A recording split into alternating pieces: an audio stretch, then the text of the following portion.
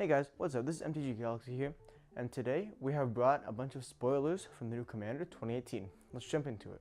Alright guys, our four themes for this year are Is It Artifacts, Ban Enchantments, Esper Top Card of Your Library Matters, for whatever that means, and Jun Lands. Alright guys, our first card for today is Enchanter's Bane, one colorless and red for an enchantment.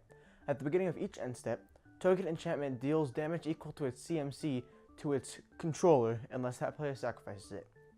This is a very special effect for red because red normally doesn't have any enchantment removal, and this is still conditional. It's mostly burn with sometimes you could get some enchantment removal off of it.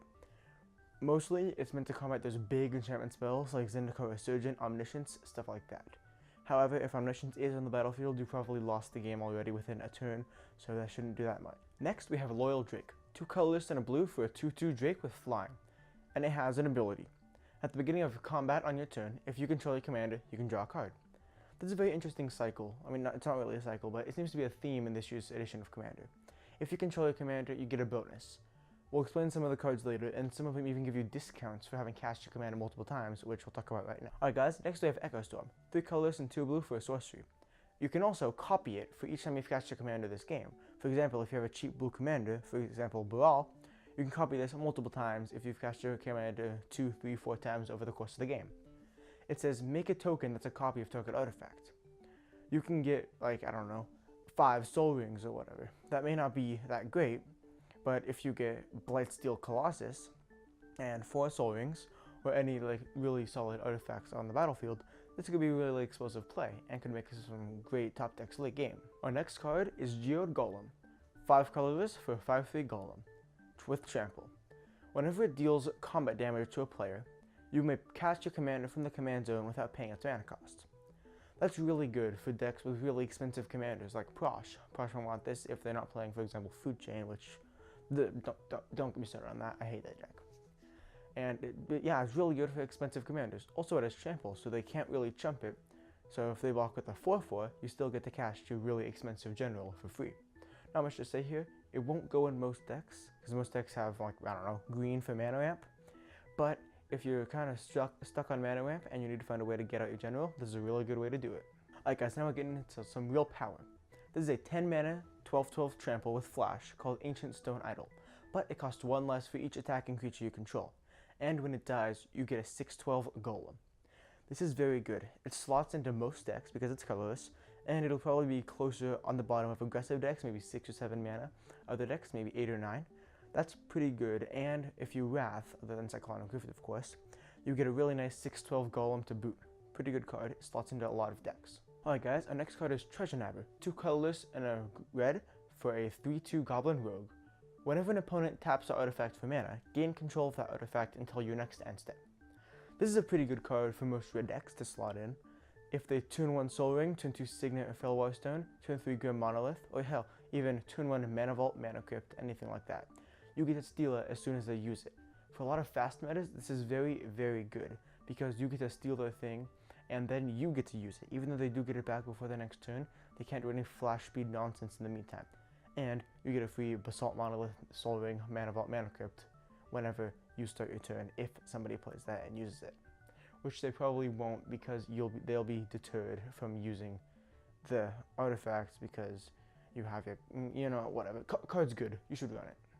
Alright guys, this is Tawnos, Urza's Apprentice. 2 mana, a blue and a red for a 1/3 Human Artificer with haste. You can tap 1 Izzet, or a blue and a red, and tap it to copy target activated ability of an artifact you control. You may choose new targets for the copy.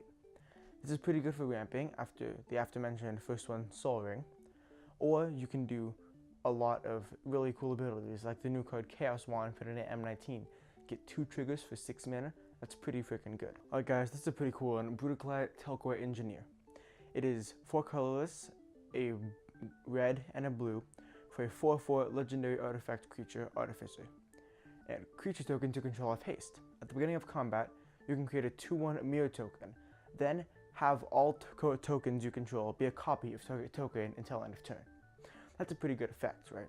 I mean, obviously you're not in the right colors for a token deck, being Izzet instead of Selesnya, but you can still get some pretty cool stuff off of it. Alright guys, we have our final spoiler that I'm going to cover of the day. Saheeli, the Gifted. 2, a blue, and a red for a legendary planeswalker Saheeli that enters with 4 loyalty. You can plus her to create a 1/1 colorless artifact Thopter creature token. You can plus 1 her also for the next spell you cast this turn costs 1 less to cast for each artifact you control. You can also -7 for each artifact you control, make a copy of that until end of turn. They gain haste, exile them at the end of the turn. Saheeli the Gifted can be your commander. This is a pretty good commander for any artifact deck. I mean, obviously, you won't want to use her -7 that much. You'll keep wanting to get discounts off of a second +1, or adding Thopters to the board if you low on artifacts with her other +1. Overall, I think she's a pretty good commander that people are going to want to be building. The ultimate, if you're really ahead on loyalty from her, can be pretty good too, just getting a bunch of copies of Blightsteel Colossus, even though it'll have to be sacked. But any other really powerful artifacts that you may have, you can also ramp yourself a lot with this ultimate. I think this is a pretty fun commander, and a lot of people are going to be building around here. Alright guys, that wraps up the spoilers I'm going to be covering today. I know there are some more Planeswalkers spoiled, but I'm going to wait until confirmation of Wizards of the Coast beforehand, because these are leaks, they are not official spoils. I'm going to cover them as soon as possible, and as soon as anything else comes out from the new commander set, I'll be updating you guys with spoilers every single time. Thanks for watching, leave a like, subscribe, and comment down below on what you want to see next, and I'll see you guys all in the next video.